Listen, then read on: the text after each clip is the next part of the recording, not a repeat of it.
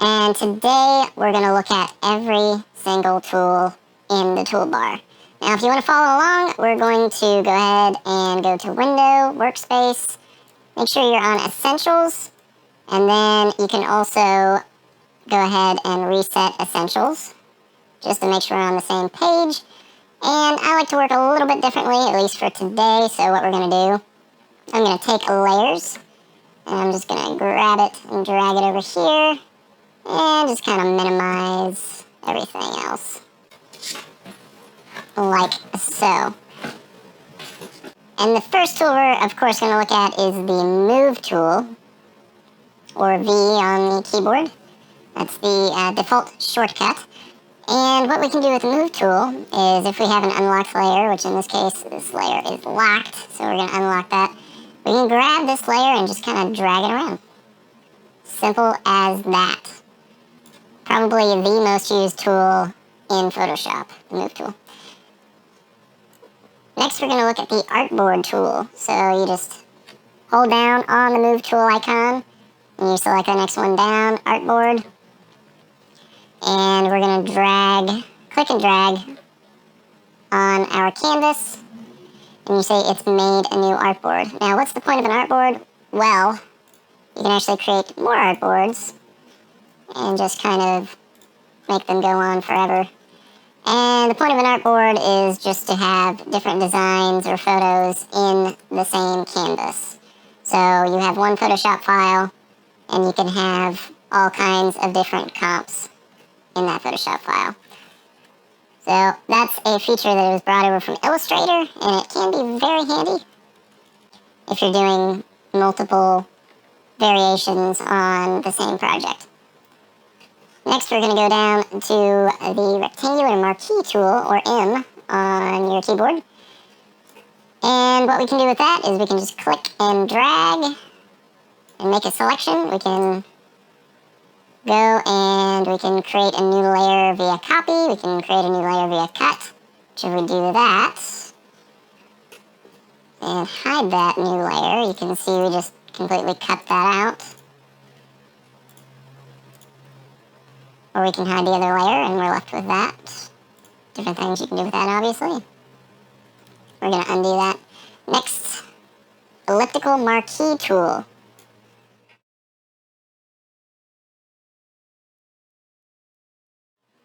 Again, a selection tool, except this time it's a circle. So we can cut that out using our keyboard commands, paste it onto a new layer.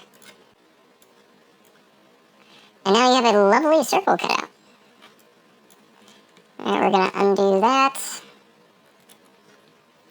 And just to reference this photo was actually taken by my wife Alicia for our travel and adventure blog, Terra Drift, and we also have a YouTube channel.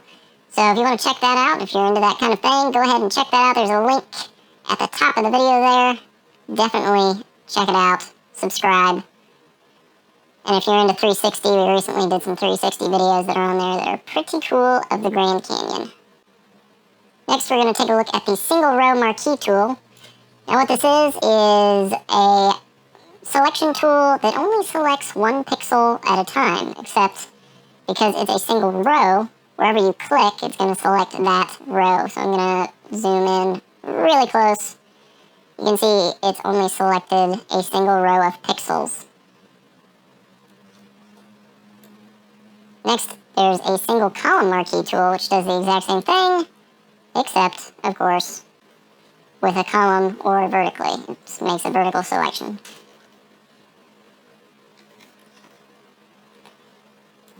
Next, we have the Lasso tool. And the Lasso tool is a selection tool that allows you to freehand select. So we can just click and drag around these folks right here, or one of them. And then you have a very rough selection. We can then go back to our Move tool, and we can actually just cut them straight out of that and move them around.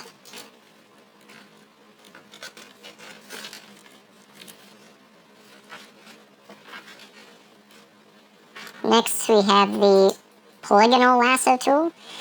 And what this does, it's a freehand, more or less, selection tool, but instead you have anchor points. So by clicking, I've just created an anchor point, and I'm going to pull out my selection tool, and I'm going to click again. That makes another anchor. Click again, another anchor, and I can just keep going like that.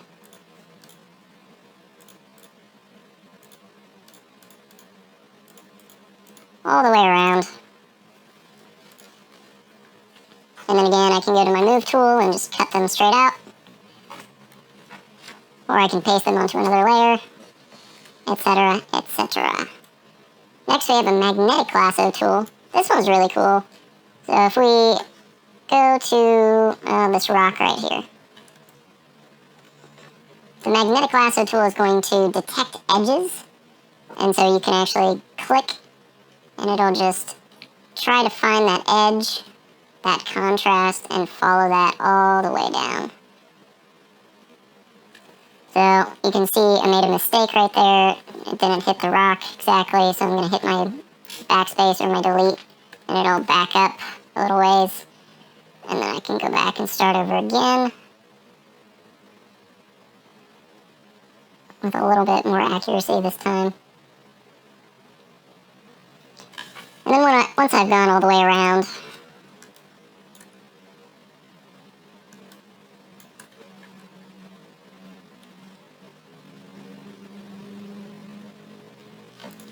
I click on the original anchor just to close that selection. And then I can cut and paste that on a new layer, drag it around, replace it with something else, whatever I want to do. Alright, next, we're done with our lasso tools. The next tool is the quick selection tool.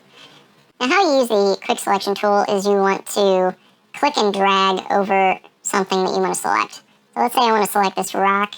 It's going to attempt to roughly detect what area I want to select, and using contrast and color information, it's going to try to find the edges of that.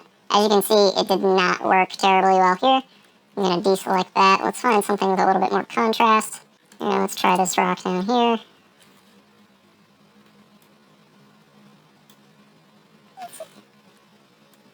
So it more or less selected that rock, the top of that rock there. If we go to this logo here, we can actually try out this and get a little bit better result because these lines are so crisp. So I'm going to just click and drag there. And as you can see, that solid color has now been selected. So I'm going to deselect that and go back to this image. Our next tool is the Magic Wand tool. Now this works in a similar fashion, but it's a one-click selection tool. So for instance, if we wanted to select the sky, let's just single click and see what happens. So you can see because this is a gradient, the sky is a gradient, it's only been able to detect one slice of that similar color. Now we can up the tolerance up here at the top. Let's set it to like 100 and we'll try it again. And now you can see it selected a much wider range of colors, but still within a certain gamut. So let's take that down to 50 and try it again. So now it's selected more of the sky, more of that blue color. And again, if we go over to our logo and we do one click, you can see that it's selected those colors again. Now you see it's actually selected this here, this O, which is that blue. And if we hit contiguous up here and we try that again, you see that it's selected within the bounds of this object. So it's not selected this O, and that's important to note in the future. So back to our image, we're going to deselect that. We're done with our selection tool there. Crop tool. So the crop tool obviously crops things. So up here we can select what ratio we want to crop the image at. We can select a width, a height, and a resolution. Or we can select a preset such as an 8.5 by 11 photo at 300 ppi. If we select that, we just kind of drag this around. And if you have a keyboard that has a number pad, you can either hit enter on the number pad, or you can go up here and hit the check mark, and it'll crop that for you. So I'm going to undo that. Next up, we have the perspective crop tool. Now this is a really interesting tool because what it does is once you click and drag over what you want to crop, you can grab the anchor points on the side and you can stretch them out, move them in and out. And what'll happen is, let's say I want to make this image, crop this image to this plane. I'm going to hit OK. And it'll crop the image and stretch it out to match that perspective. Undo that. Really interesting tool. The slice tool, you go around and you can make selections. And you can see it's, by clicking and dragging, you can make these slices. This is a tool that's used in web design. And I can slice up an image so that when I save it, it can be put back together in a website, kind of like a puzzle. And then if I go to my slice select tool, which is the next tool in there, I can select this particular slice that I made. Or if I have multiple slices that I've made, like so, I can use that slice select tool and select them and move them around. Gonna undo those changes. Next up, we have the eyedropper tool. And the eyedropper tool can be used to select a color and move it into your color palette. So I'm just gonna select that blue sky. And you can see down here in our color, our foreground color, that's the color we just selected. It's very handy if you want to try to match a color or get an idea for what the X value or RGB values are for a particular color. We're going to skip over the 3D material eyedropper tool because we're not working with anything 3D at the moment. But we're going to go down to our color sampler tool. And if we just single click, you can see this little dialog comes up. And number 1, this is number 1 here, it gives us our RGB value for that. Now, if we click on the little eyedropper in the dialog box, we can actually select if we want to see lab color scheme like K, HSB, web, or grayscale. Also 32 and 16-bit. So that's a handy thing to note if you're trying to sample multiple colors to see what kind of a color scheme is or something like that. Next, we're going to go to our ruler tool. Now, the ruler tool is handy if you're trying to measure the distance between two objects. So if we zoom in here, let's say we want to measure between this person and these people up here. I'm just going to click and drag. And you can see line 1, we have 1,873.31 pixels. And our angle is 15.3 degrees. So it'll even tell you your angle there. Let's go ahead and clear that. And we'll zoom back out. Now, I'm going to free transform this and just skew it ever so slightly. Go back to our ruler tool. Now let's say we took a photo at an angle like this. We don't necessarily want to crop it, but we want to straighten it out. Well, take your ruler tool, click and drag, and try to match the horizon line with the line that you're creating. And then up here at the top, hit straighten layer, and it's going to straighten that back out. Didn't get it quite perfect, but you get the idea. Alright, next we have the note tool. Now the note tool is great if you're collaborating or you just want to make a note for yourself. You'll just click here, and this little notes dialog comes up. And we can say, remove these people.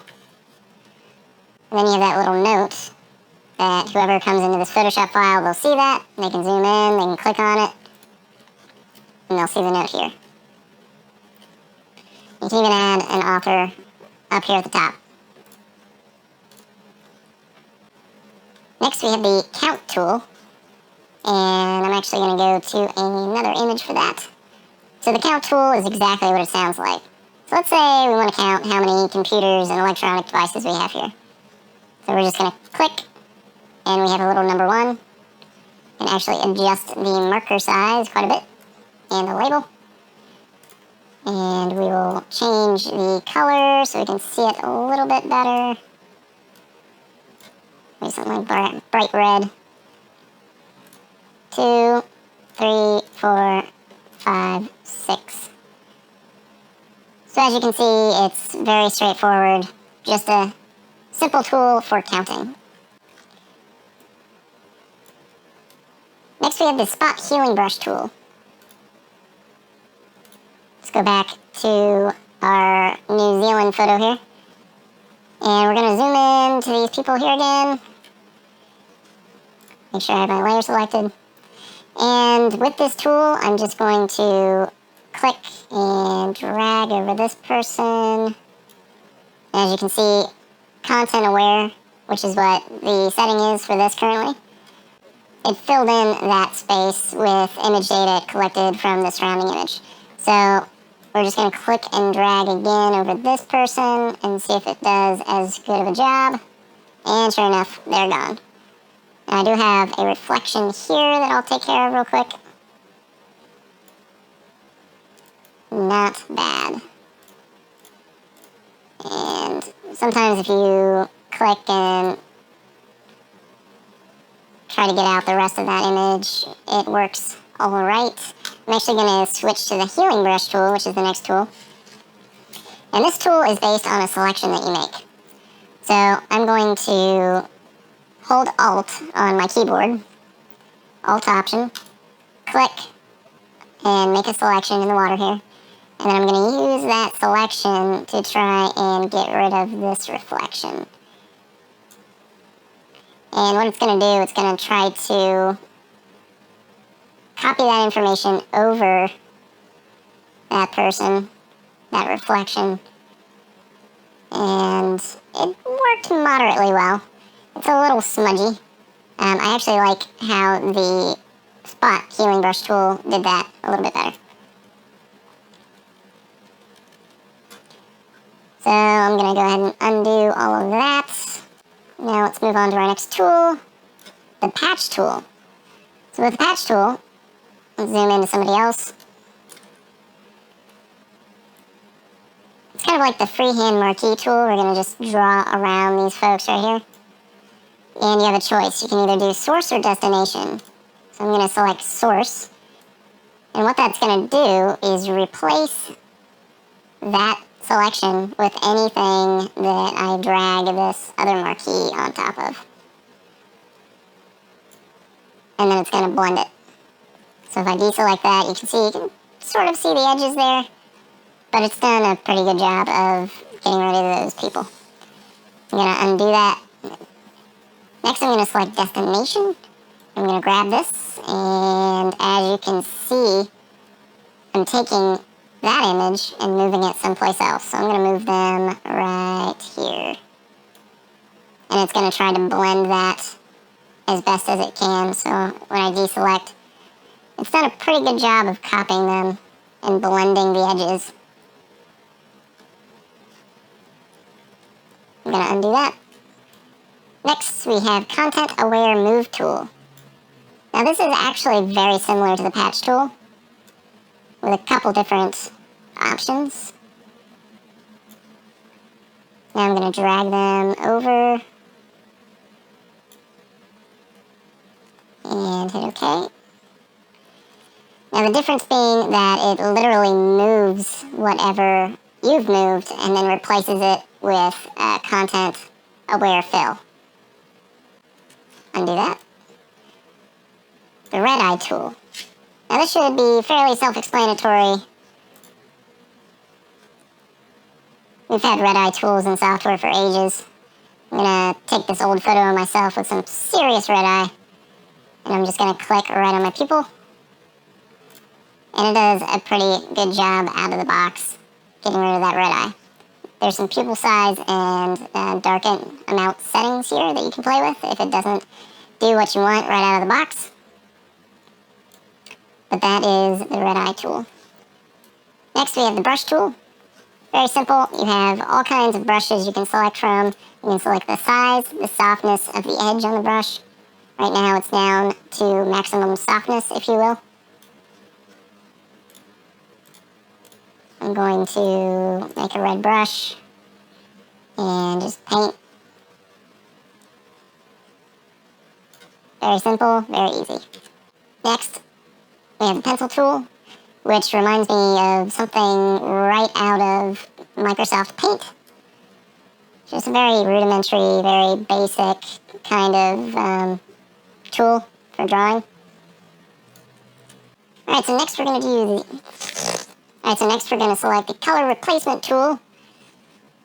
And let's try a different image here.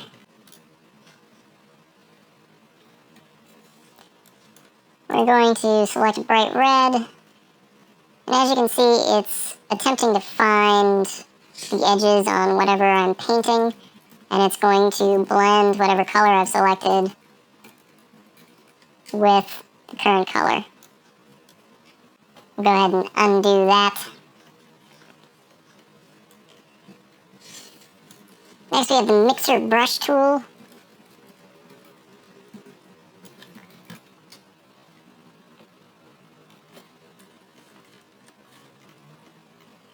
And with our red still selected, we'll just drag over this.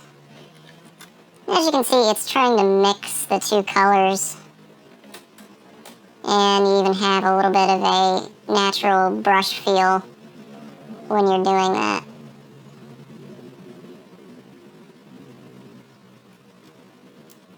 This is a nice tool if you are doing some digital painting.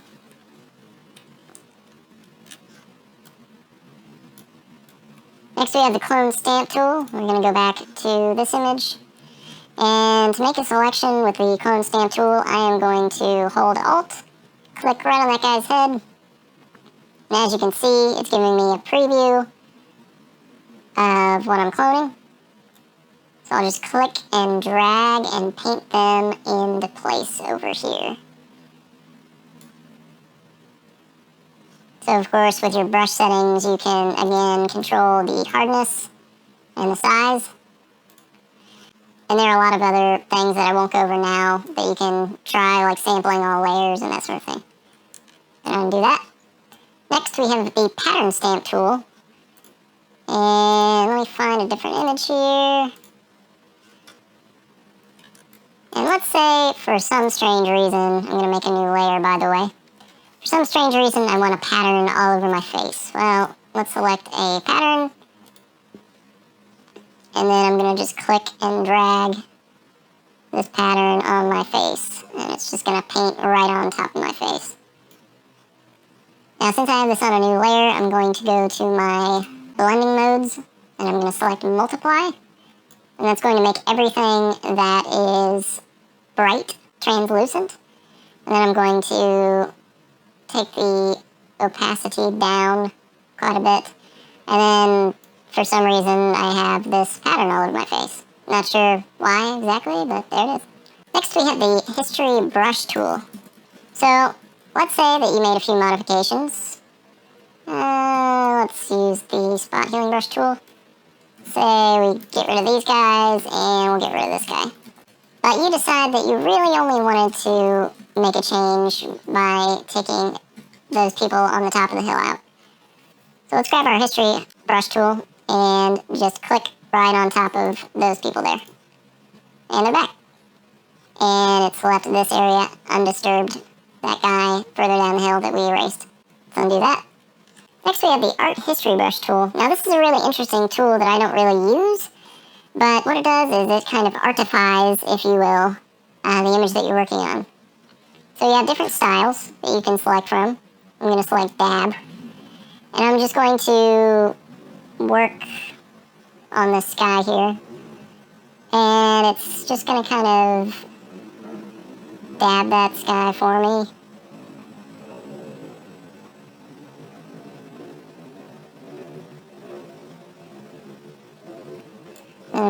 click and drag over this area. And it's going to take the colors, the primary colors that it detects from your image, and it's going to create this kind of artistic rendering. Of course, I don't pretend to have any finesse when it comes to this tool, so I'm just going to leave it at that. Play with it, see if you like it. Next up is the eraser tool, and guess what? It erases things. But you can also go up here to your brushes, and you can change the hardness. Have softer edges when you erase. You can also change the flow, the smoothness. Next up, we have the background eraser tool. And we're going to go to our logo for this. And if I just if I get right on that edge, you can see that it's detecting that edge. And it's only erasing everything behind it, or next to it. So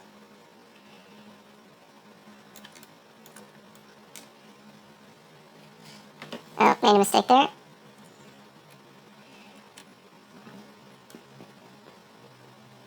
So if the brush goes on top of that object too much, then it will start erasing it because it thinks you're targeting it. So that's the background eraser tool. Next we have the magic eraser tool. And this is kind of similar to the magic wand tool. So it detects edges and colors, contrast basically, and it'll erase whatever you're clicking on. And you can change the tolerance, of course. Or if we just click on the white, let's undo that. Let's uncheck contiguous. Try it again. And now you see it's erased the entire background. Alright, so we're moving right along. Next we have the gradient tool. Now if you're a photographer, you may use a graduated filter from time to time. But inside of Photoshop, you can also use a gradient to replicate this filter. I'm going to create a new layer, make sure my colors are black and white there, and I'm going to click and drag from the top of my image all the way to the bottom.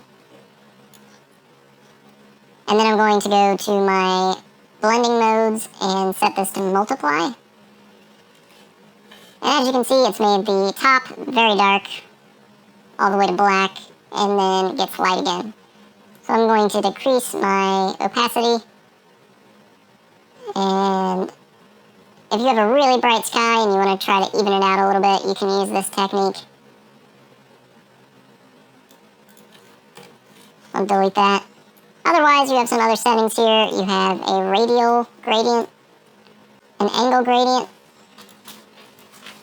a reflected gradient, and a diamond gradient. Very cool stuff. Next we have the paint bucket tool. And let's go back to our logo. Let's say I want to change this background very quickly. We'll go ahead and let's select red just for fun. And we'll just single click. And as you can see, it's changed the whole background to red. And if we hit our contiguous setting there, a radial button and click, these two spots of white, 3 spots of white have not been touched. Next we have the 3D material drop tool, but since we're not working with 3D materials, we're going to skip that and move on to our blur tool. So we're going to go to this image. Let's say, you know what, I don't know who this is, I want to blur his face out. I'm just going to click and move my mouse back and forth over his face, and it's going to blur that out. And the more I move back and forth over that object, it's going to blur it out more and more. Very nice. I'm going to undo that. Next, we have the sharpen tool. Let's say, you know what, I want to sharpen up these eyes a little bit. Let's go ahead and click on those a couple times. You can see it really sharpens the detail. Ups the contrast a bit.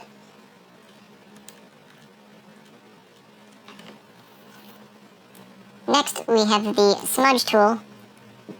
So you say, you know what, I actually want this guy to look a little bit like, oh, I don't know, a vampire or pixie or something. I'm just going to take the smudge tool and I'm going to click and drag on his ear right here. Give him some funky pointed ears. And pull his nose out a little bit. And maybe lengthen his mouth. Now you can see that this is entirely destructive. It's really blurred the skin. So, not a great way to use this tool. A better tool to use would be under Filter, Liquify. But that is a tool for a different show. Alright, next we're going to go to the Dodge tool. So if we zoom in to these eyes again, you can see if I click and drag over those eyes, the Dodge tool is actually going to increase the brightness of those eyes. So it's kind of like a spot treatment. Whiten the teeth a bit. That is super creepy, but that is what that tool does. So I'm just going to undo that. Next, we have the Burn tool. The Burn tool does the exact opposite of the Dodge tool. So I'm just going to get in the eyes right there. Click and drag.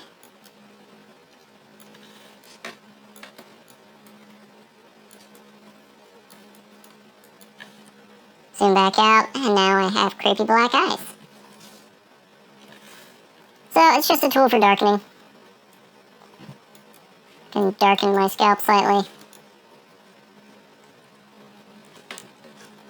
Alright, next we have the Sponge tool. And there are two different modes for the Sponge tool. You can desaturate or saturate. So let's say I'm looking a little pale. I can saturate the skin, spot saturate the skin a little bit. I can make those cheeks a little more rosy. Or I can change this to desaturate. And totally desaturate the eyes, for instance. Next we have the Pen tool. So let's go back to our logo. So with my logo, let's say that I want to take this JPEG and I want to turn it into a vector shape. So the first step, I'm going to take my pen, I'm going to click at the top of my logo, right at that point, and then I'm going to click again at the bottom of this curve, but I'm going to hold that, and I'm going to drag out, and you can see it's creating a curve there. I'm going to match the curve of the logo, and then I'm going to release. Next, I'm going to hold Alt. I'm going to straighten it out, make it match my logo. And then I'm going to click down here at this point, create another anchor point. And I'm just going to do this very quickly.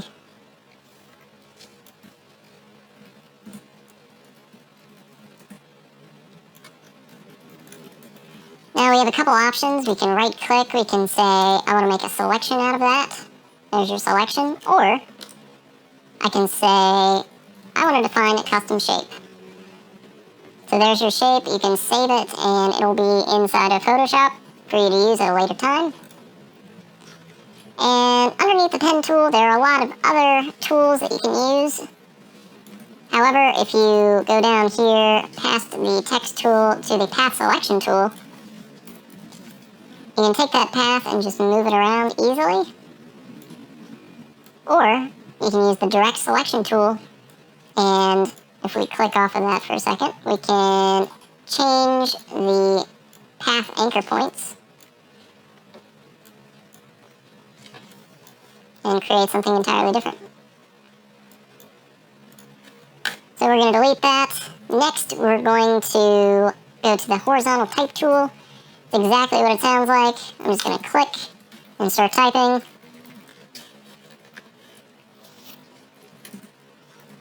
You can switch to the Move tool and just move that around. Delete that. Next we have the Vertical Type tool. Again, exactly what it sounds like.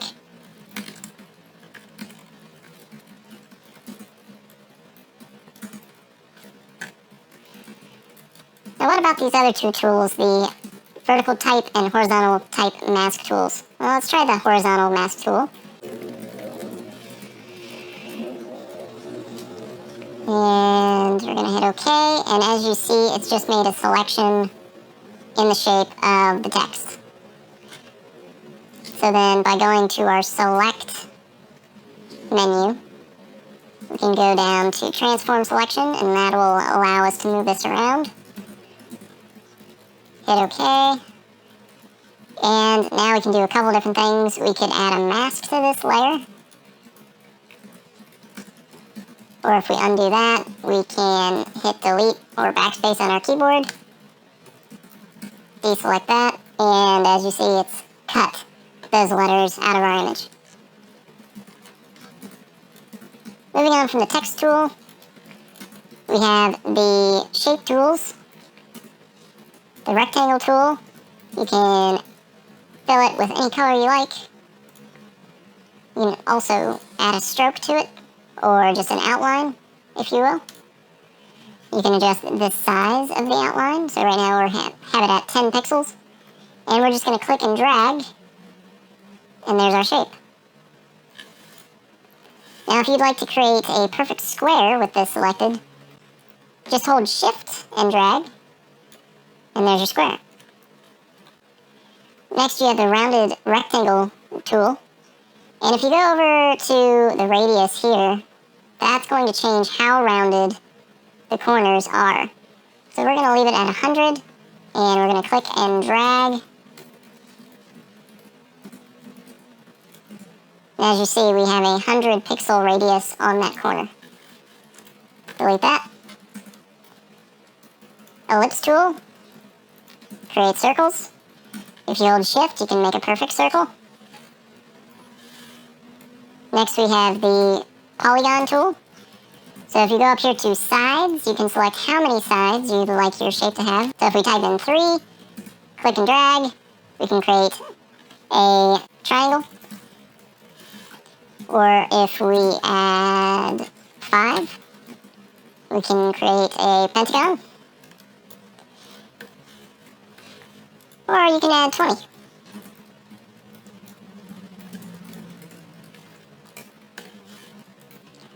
Next we have the line tool, and on the line tool, this is based on weight. So if we have a 50 pixel weighted line, I'm actually going to take the stroke off of this one. There's our 50 pixel line, or we can do a 5 pixel line. There's our 5 pixel line. Custom shapes. These are shapes that you've either imported or are built inside of Photoshop. Photoshop comes with all of these shapes. I have a bunny rabbit here.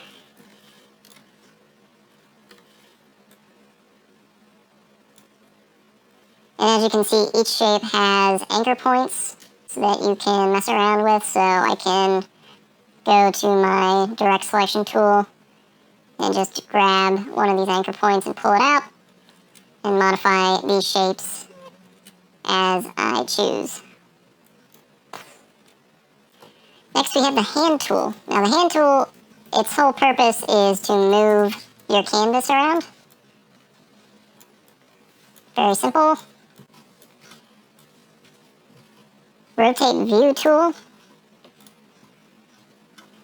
Let's zoom out a little bit.